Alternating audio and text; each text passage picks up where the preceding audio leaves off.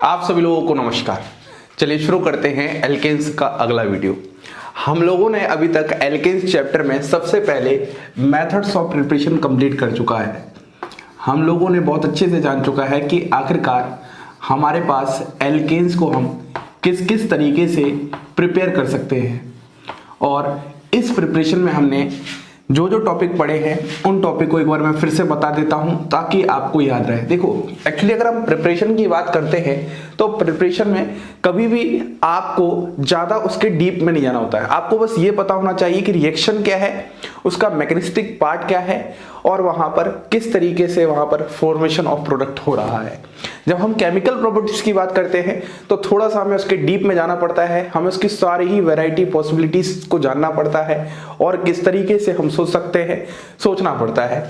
तो method of preparation में हम लोगों ने क्या क्या बात कर चुकी है। सबसे पहले हम लोगों ने पढ़ना स्टार्ट किया था रिडक्शन रिएक्शंस के बारे में, और रिडक्शन रिएक्शंस में मैंने आप लोगों को सबसे पहले बताया था हाइड्रोजनेशन रिएक्शन, जहां पर मैंने आपको एल्कीन और एल्काइन की हाइड्रोजनेशन रिएक्शन को समझाया था।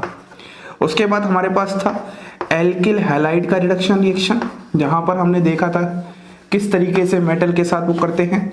और फिर हमारे पास एक बहुत इंपॉर्टेंट पार्ट था कार्बोनिल कंपाउंड्स से रिलेटेड, और कार्बोनिल कंपाउंड्स में हमारे पास जो नेम रिएक्शन आती थी, जिसमें एक नाम था हमारे पास वुल्फ किस्नर, एक हमारे पास था वुल्फ किस्नर रिडक्शन, और एक हमारे पास नाम था क्लीमेंसन रिडक्शन। ठीक है, इसके बाद जो हम लोगों ने अगला पार्ट पढ़ना स्टार्ट किया वो हमारे पास क्या था, वह अगला पार्ट हमारे पास था डीकार्बोक्सिलेशन रिएक्शन, जहां पर हमने ये देखा था किस तरीके से रिमूवल ऑफ CO2 होता है, और जिसको अगर मैं ज़्यादा अच्छे से कहूँ तो हम इसको कहते थे सोडा लाइम डीकार्बोक्सिलेशन, जहाँ पर NaOH और प्लस CaO का मिक्सचर होता था, और वह मिक्सचर 3:1 के रेशियो में प्रेजेंट होता था। इसके बाद जब हमने आगे मूव किया तो हम लोगों ने यहाँ पर एक स्पेशल रिएक्शन पढ़ी थी। वह स्पेशल रिएक्शन थी ऑर्गेनोमेटेलिक रिएजेंट से रिलेटेड, ऑर्गेनोमेटेलिक रीएजेंट से रिलेटेड। अब इसमें हमारे पास कौन कौन से ऑर्गेनोमेटेलिक रिएजेंट्स थे और उसके कोरस्पॉन्डिंग कौन सी रिएक्शंस थी, आइए डिस्कस करते हैं। अगर मैं सबसे पहले बात करता हूं तो मैंने आपको पढ़ाया था RMGX वाला, जहां पर इसका नाम होता था ग्रिग्नार्ड रिएजेंट, और हम लोग देखते थे किस तरीके से हम लोग ग्रिग्नार्ड रिएजेंट से एल्केन का फॉर्मेशन करते थे। तो हम लोगों ने पढ़ा था जब भी हमारे पास इसके सामने एसिडिक H आएगा, वो एसिडिक H एब्स्ट्रैक्ट करेगा और आपके पास फॉर्मेशन ऑफ एल्केन हो जाएगा। अगला जो हमारे पास रिएजेंट था वो था R2ZN। ये जो था इसको हम बोलते हैं फ्रैंकलैंड रिएजेंट, और इस ही से हमारे पास रिएक्शन आ चुका था फ्रैंकलैंड रिएक्शन। तो हमने यहाँ पर फ्रैंकलैंड रिएक्शन पढ़ा था। उसके बाद एक अगला और था जो कि बहुत ज्यादा इंटरेस्टिंग था, R2CuLi, one of the most important organometallic reagent. इसका नाम होता है हमारे पास गिलमान रिएजेंट, या फिर इसको हम डाई एल्काइन लिथियम क्यूपरेट भी कहते हैं। और इसके कोरस्पॉन्डिंग जो आप लोगों को मैंने रिएक्शन पढ़ाई थी उसका नाम था कोरेहाउस सिंथेसिस।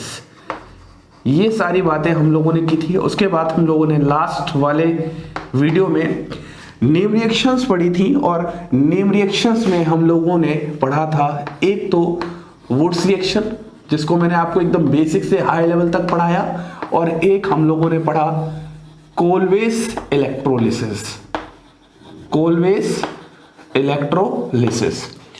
ये थे हमारे पास मेथड ऑफ प्रिपरेशन के सारे लेक्चर्स, जिसको मैंने आपको एकदम बेसिक से हायर तक पढ़ाया। अब हम बात करते हैं अपने अगले टॉपिक ऑफ एल्केन में, जिसमें हम पढ़ना स्टार्ट करेंगे केमिकल प्रॉपर्टीज।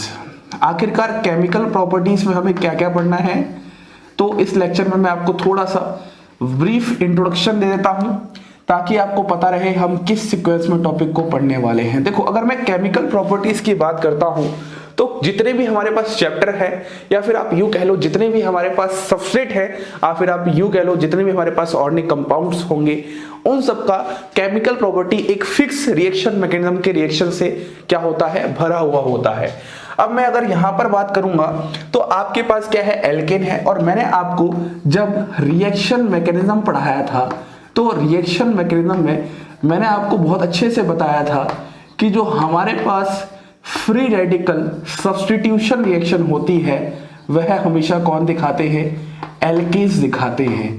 तो हमें यहाँ पर जो ज्यादातर बातें देखने को मिलने वाली हैं वो सारी की सारी बातें फ्री रेडिकल सब्स्टिट्यूशन रिएक्शन से रिलेटेड रही होंगी। मतलब आप यूं कह लो, अगर हम एल्केन की केमिकल प्रॉपर्टीज की बात करेंगे तो हम कहीं ना कहीं रिएक्शन मैकेनिज्म के फ्री रेडिकल सब्स्टिट्यूशन रिएक्शन के पार्ट को डिस्कस करेंगे।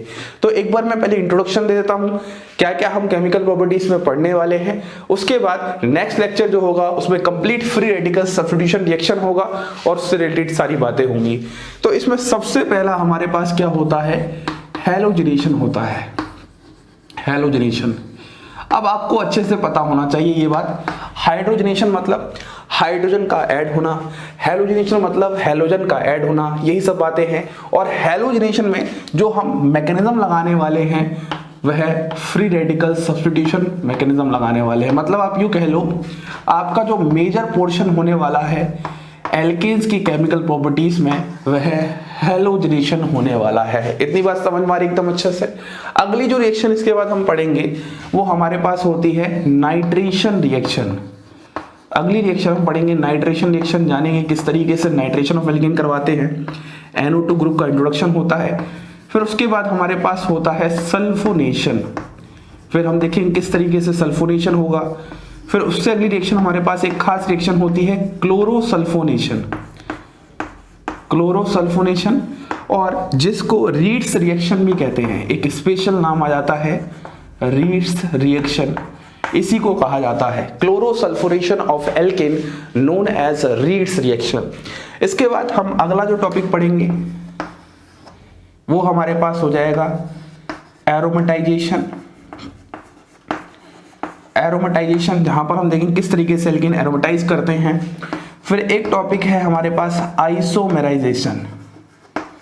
आइसोमेराइजेशन में हम एक टर्म पढ़ेंगे ऑक्टेन नंबर। मैं आपको पेट्रोलियम के नेचर के बारे में वहां पर थोड़ा सा डिस्कस करूंगा, किस तरीके से वहां पर होती है उसकी क्वालिटी वगैरह। सेवंथ जो टॉपिक होगा वो हमारे पास होगा पायरोलिसिस। पायरोलिसिस ऑफ एल्केन कह लो, फ्रेगमेंटेशन ऑफ एल्केन कह लो, आप कुछ भी कह सकते हो। अगर मैं 8th बात करता हूं तो वो हमारे पास होता है ऑक्सीडेशन ऑफ एल्केन। अब देखो जरा ध्यान समझना, ऑक्सीडेशन ऑफ एल्केन को हम दो पार्ट्स में डिवाइड करने वाले हैं। एक तो सबसे पहले हम इसको कंबशन में पढ़ेंगे, आप सब अच्छे से जानते हो कंबशन रिएक्शन एक तरह की ऑक्सीडेशन रिएक्शन होती है। और एक हम पढ़ेंगे ऑक्सीडाइजिंग एजेंट्स के साथ, किस तरीके से ऑक्सीडाइजिंग एजेंट्स के सामने इसका हमारा क्या होगा, ऑक्सीडेशन होगा। और one of the last reaction इस पूरी केमिकल प्रॉपर्टी की, insertion of carbene to alkene. ये थोड़ा सा मिसलेनियस पार्ट है, आपको बहुत कम जगह देखने को मिलने वाला है। Insertion of carbene to alkene, ये हमारे पास जितने भी रिएक्शंस हैं ये सारे ही रिएक्शंस मिलके हमारी केमिकल प्रॉपर्टी ऑफ एल्केन्स को तैयार करते हैं।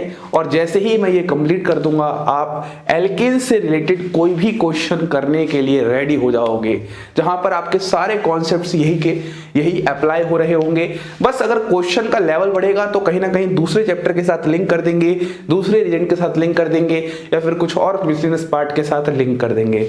This is all about introduction of alkenes chemical properties. तो नेक्स्ट लेक्चर जो हमारा स्टार्ट होगा उसमें हम लोग सबसे पहले हैलोजनेशन रिएक्शन के बारे में जानेंगे, जिसमें आपको मैं पूरा का पूरा idea free radical substitution reaction से रिलेटेड दूंगा।